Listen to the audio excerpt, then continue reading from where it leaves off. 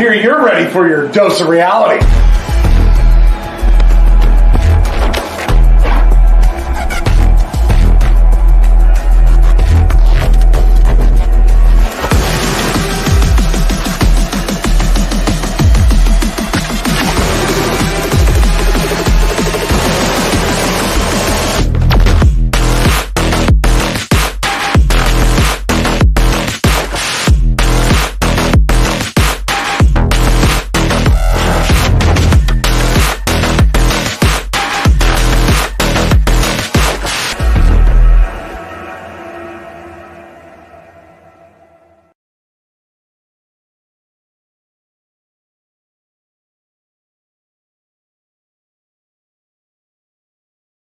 Hello, everyone. Welcome to the Dr. Quack Podcast. I'm your host, Dr. Quack, and I'm the important one, Mr. Mayhem. First of all, give it up.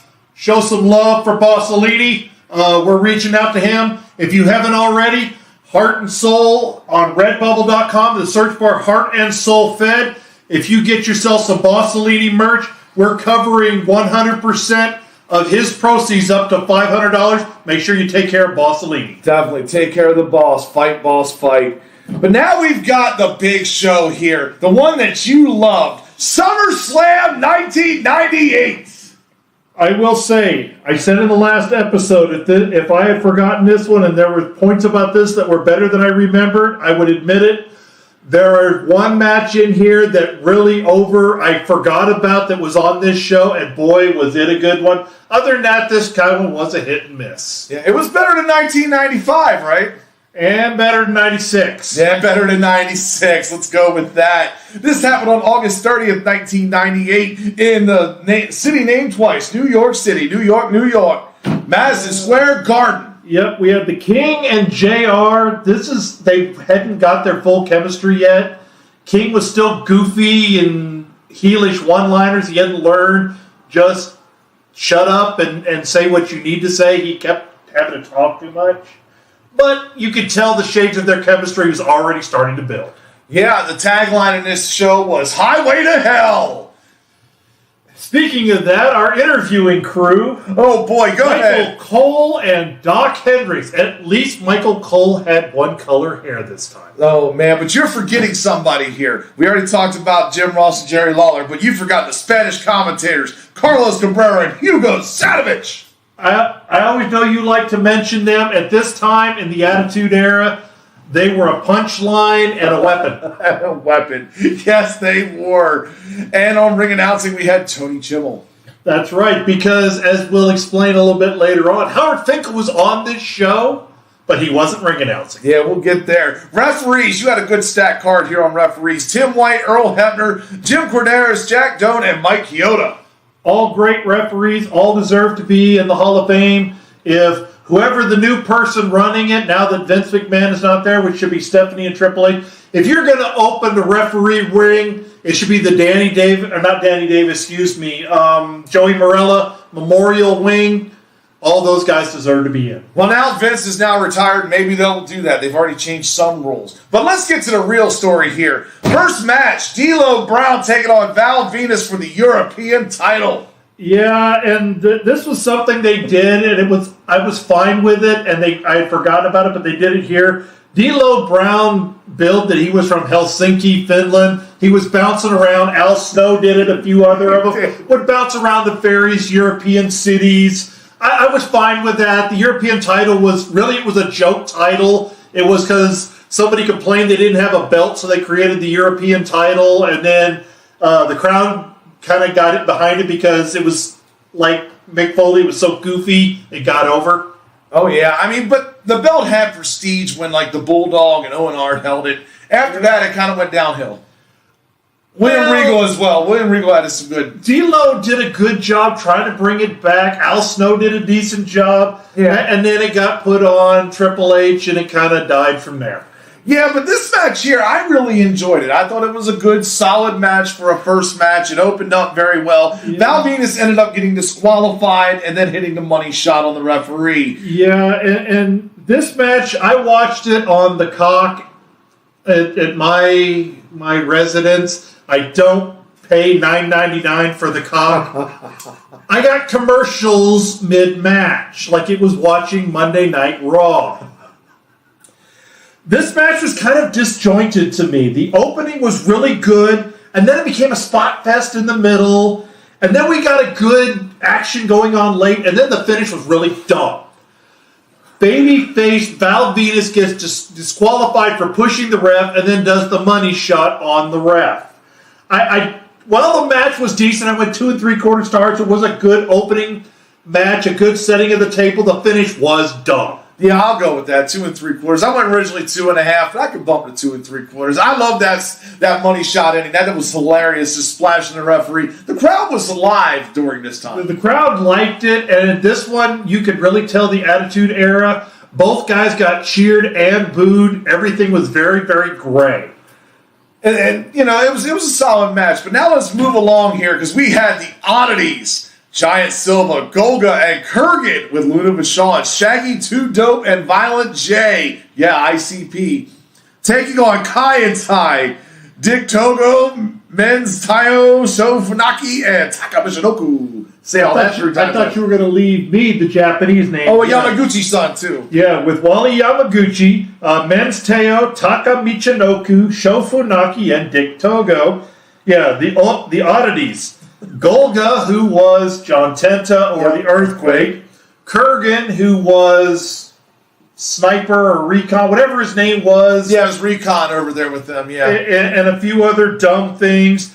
Giant Silva, he was a short blip in the WWF because he went to UFC at 7 feet 6 inches tall. Yes. He is the second tallest wrestler to ever wrestle in WWF/WWE and number 4 as recognized by the Guinness Book of World Records. Yeah, and, you know, Jim Ross said he compared him a lot to Andre the Giant. I mean, I don't know about ring work-wise. I don't think that was there. No, he wasn't as good as Andre at ring work. He may have been a little bit faster, but he was not clean. At least Andre, I've said he's not a super great worker from the standpoint of he's limited by his size and limited by you can't kill everybody. Giant Silva wasn't clean. Oh. And this match... This was a huge comedy spot. This was a huge comedy spot. I actually enjoyed this.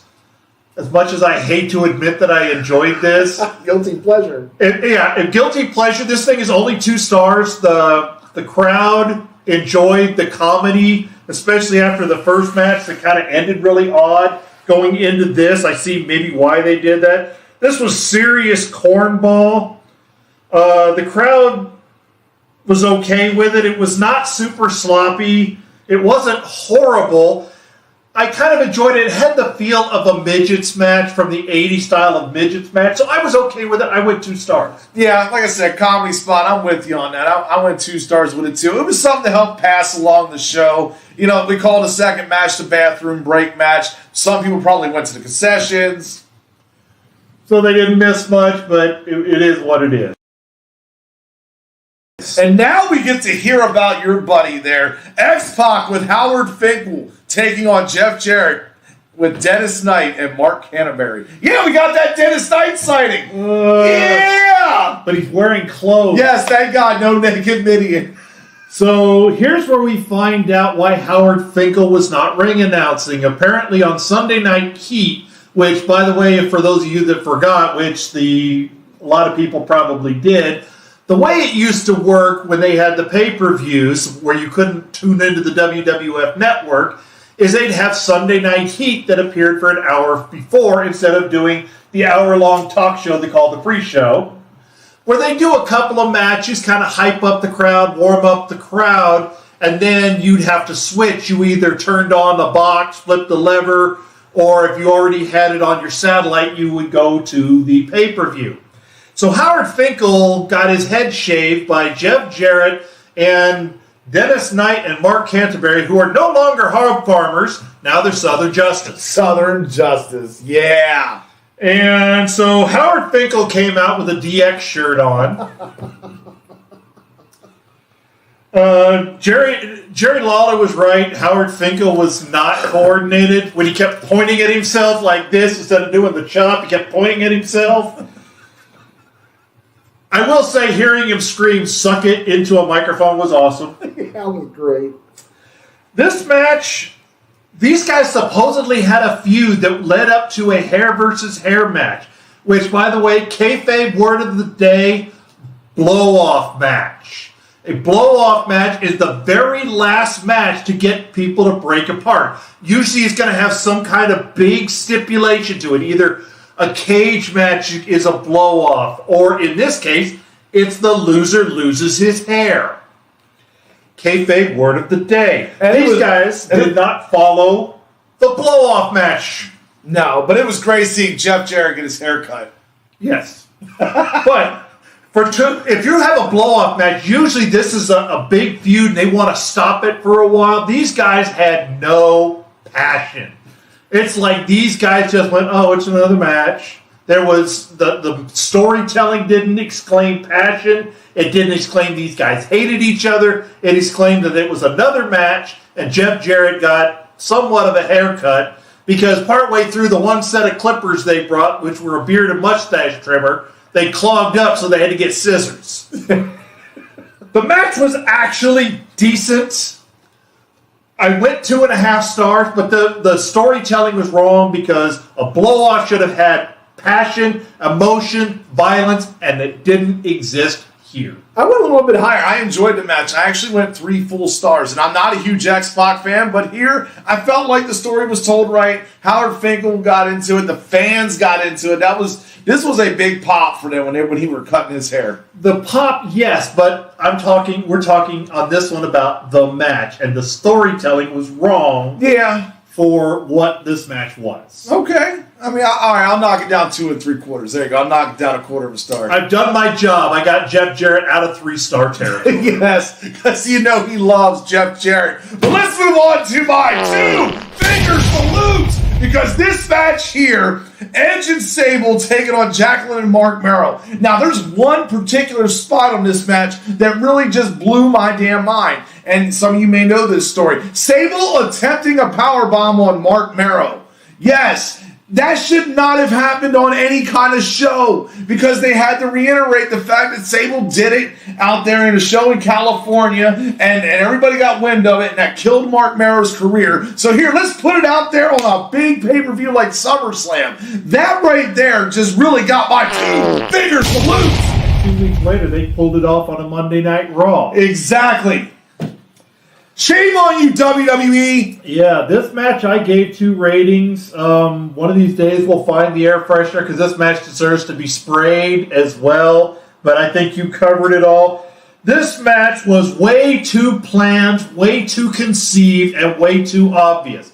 Now, Edge, they put this over that Edge was still a rookie at this time. He hadn't been around all that terribly long, so it was kind of a shock of why they put Edge in here, but it was to give him something to do. Besides being with the Brood, which pretty much faded. Yeah, but it's really obvious again, Sable can't act when you watch her, when she's going to cover somebody and she crawls backwards to make sure her foot is near the rope so she can get pulled out of the ring. Oh. It's really obvious she did not belong in the ring in any way, shape, or form.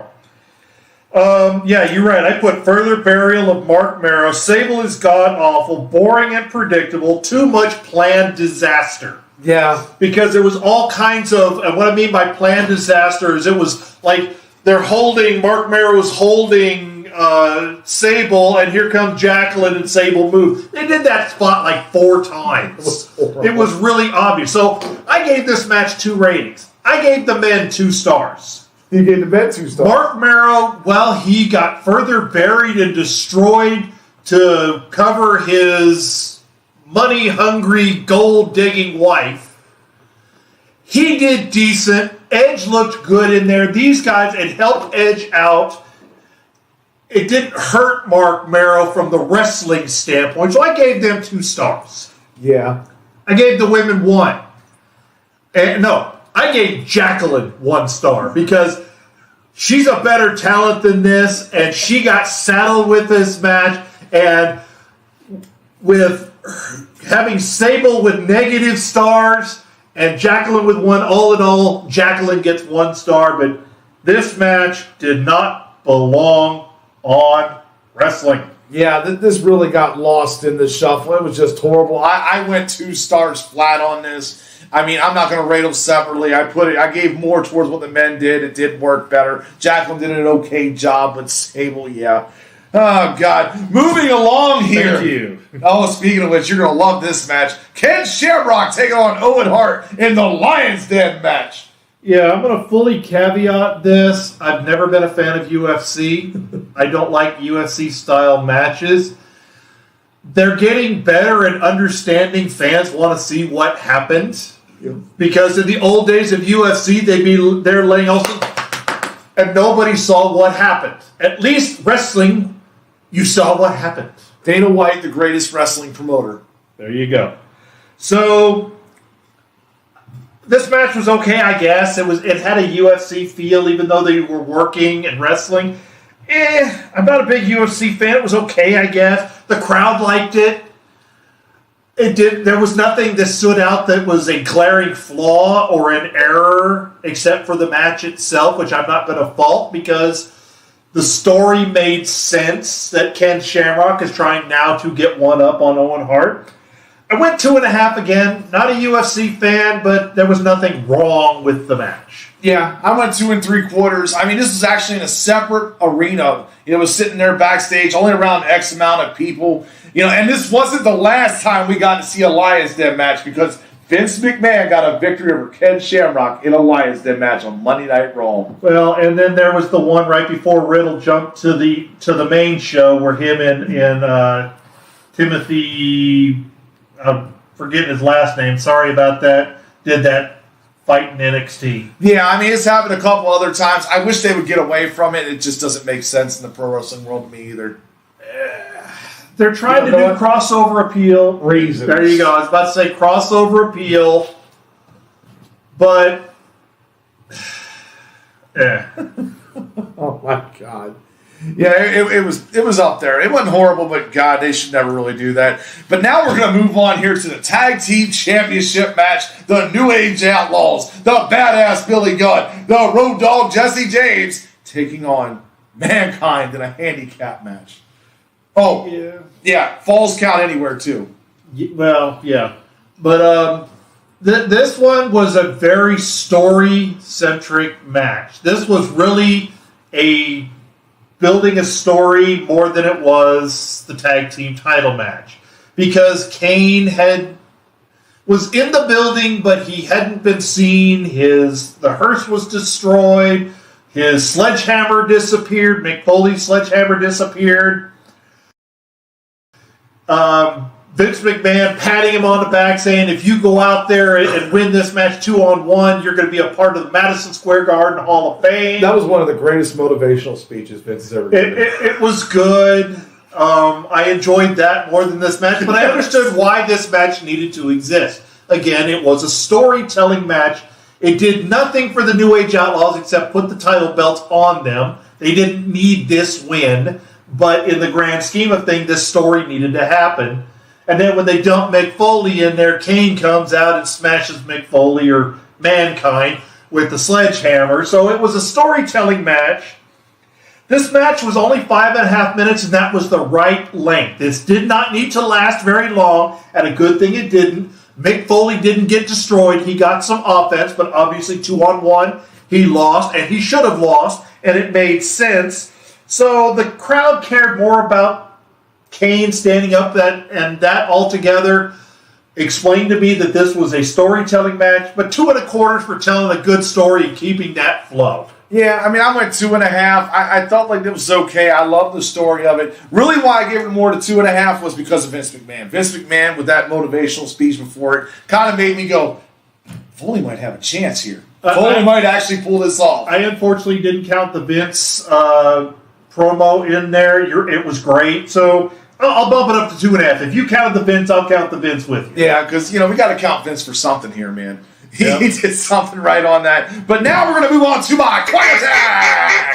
To probably the best match on the card. Definitely. The best match on the card. Triple H taking on The Rock. Mark Henry in one corner, China in the other. Ladder match, Intercontinental title. This was one hell of a classic match. If you want to do a ladder match, this match and Michaels and Razor at WrestleMania probably are the two best ones to look at. I agree with that. Can't even say Vince anymore. People now running WWE. You don't need 30 ladders around the ringside. Exactly. Set up one ladder. You can have them pulled out later. That's fine.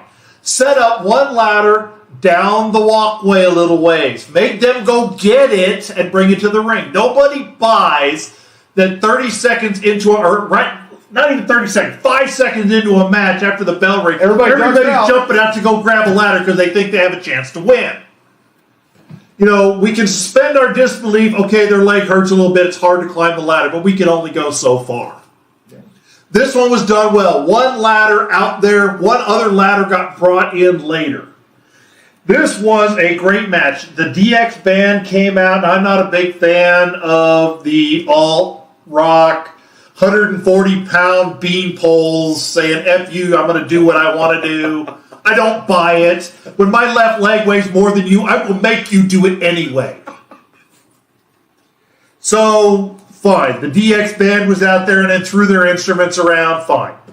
The Rock came out there as heel Rock with the ending of the Nation of Domination. That was kind of done by this point. Yes. This was also had the start of Sexual Chocolate Mark Henry. Yes. Which actually doesn't affect the rating of this match because after the bell rang, this match was awesome. Excellent storytelling, excellent work. The pauses where they were both down were the appropriate length at the appropriate time.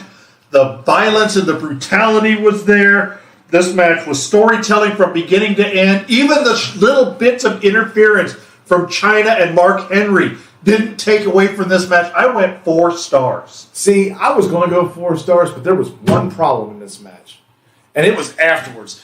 They decided to actually have the home video out here when The Rock was taking care of the doctor. I didn't count that. Yeah, I did, because that right there, I was like, why even have this in here? I get it, even for home video, and you want to have it on the Peacock. He's yelling at the doctor, and he's cutting his promo, and I'm like, why? You should have just went to the back and cut it right there. I went 3 3/4 stars. I would have went 4 if it wasn't for that. The reason I didn't count it is because it was a Coliseum home video add-on. If you would have watched it in 98, you would not have seen it. This is true. You wouldn't have seen it live. Okay, I'll go 4 stars. There you go. Very nice. There, you got to agree on something here. All right. And now we get to move to the main event, because I know he loved this match. Stone Cold Steve Austin taking on The Undertaker. No disqualification. WWF Championship. Right now I'm doing my impression of the fans halfway through this match. He did not like this match, did you? Why? This match, well, let's go into the full thing. This 4 months right now, we're 4 months into Stone Cold Steve Austin's first WWF World Title reign, because we reviewed 14 when he beat Shawn Michaels for the belt. Yeah. We now have the first viewing of the Smoking Skull belt. This is the first time it appears on a pay-per-view. Yes. Nice looking belt. It is. And that's where my interest in this match ended. I wanted to see this match. I really wanted to like this match. I'm a big Stone Cold Steve Austin fan. I'm a big Undertaker fan. At this point in their career, they had no chemistry. And they were even former tag team champions. Yes, they were. And they still had no chemistry at this point in their career. They got it later, but now they did not. This match was sloppy from the beginning. Steve Austin overran the kick on the backdrop and then got nailed in the mouth with the back of Undertaker's head. And then there was the stunner that wasn't the stunner because both of them fell down. Steve Austin overheld onto the rope and spun and bounces back off the apron. Undertaker over jumping and almost crushing Steve Austin with his ass on the Spanish announce table. This match was a big, sloppy botch fest. And no kidding, halfway through this match, the crowd went silent. The crowd lost interest in this match. They got it back at the end. They did.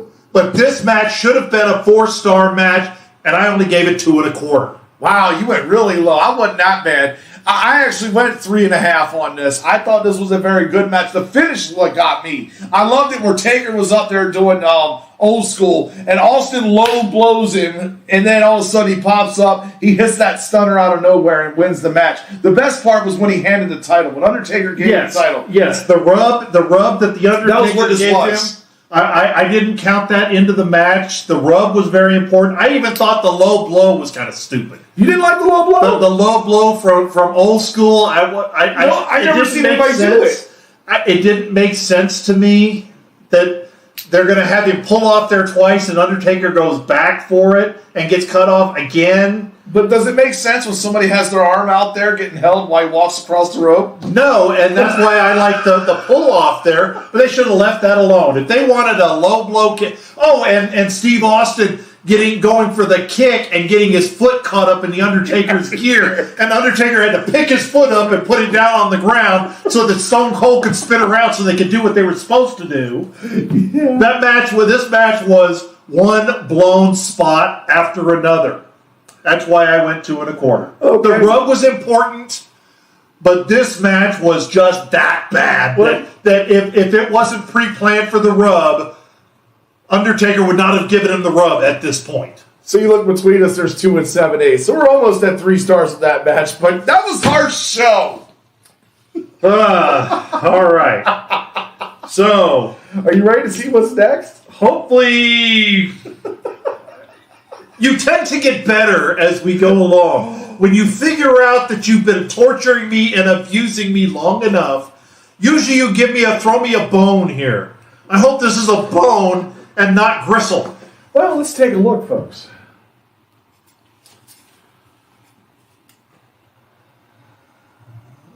Well, does have my favorite wrestler. Yeah. I don't remember all of it, but it's got my favorite wrestler. It does. I guess I have to watch it and remember.